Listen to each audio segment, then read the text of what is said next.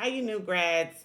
I understand that you are very anxious and excited to take your boards, and you may just be a little bit nervous about what kind of questions are going to be on the boards. So, if you follow me, I'm going to give you some tips and some tricks on how to nail your boards.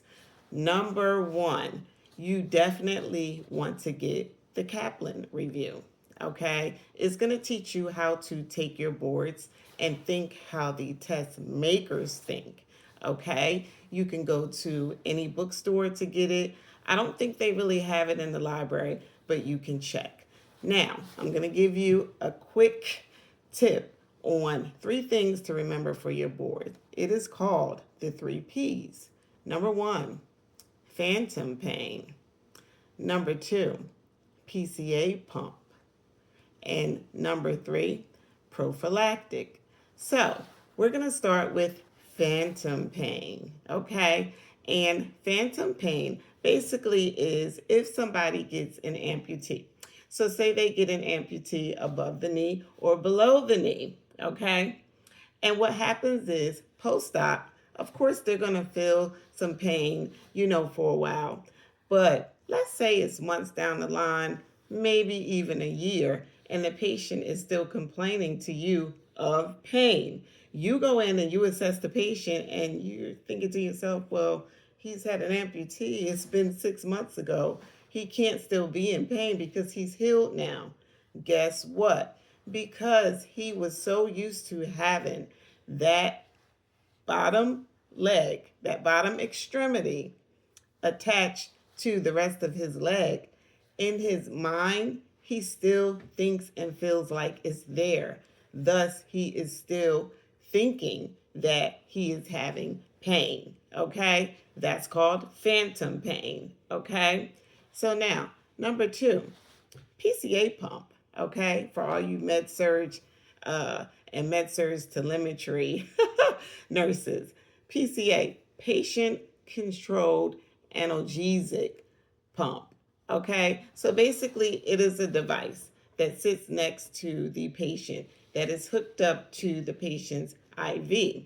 And basically, after this patient comes out of surgery, or you'll see it a lot in patients who have cancer, they will have this device in their room for pain medication. The PCA pump may have the medication like Dilaudid in it. The pump is going to be timed and controlled to give, let's say, for instance, 2 mLs of Dilaudid, which may be equivalent to 2 milligrams of Dilaudid, Q2 hours. Dilaudid is normally given every 2 hours. So this patient is going to have this little button, similar to a call button, in his hand.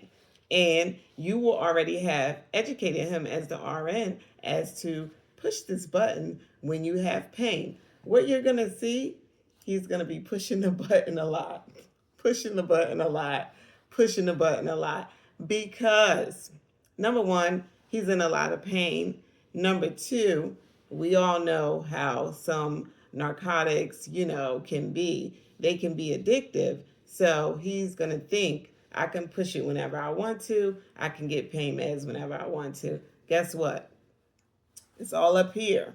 He's not getting any more pain medication because the machine is timed. And also, you will have to go set this PCA pump up, and you will have to program it and reprogram it and troubleshoot it if your LPN is the one taking care of the patient, because as an RN, that's something that you will oversee for the LPN. So remember, PCA pump, patient controlled analgesia pump.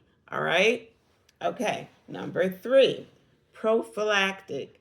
Remember this throughout your whole nursing career. Our main goal is to keep the patient safe, and you want to make sure that you can set up an intervention way before the declining of symptoms happen. So say, for instance, you are in a psychiatric environment or any other environment, and you have a patient that is going out to the dentist.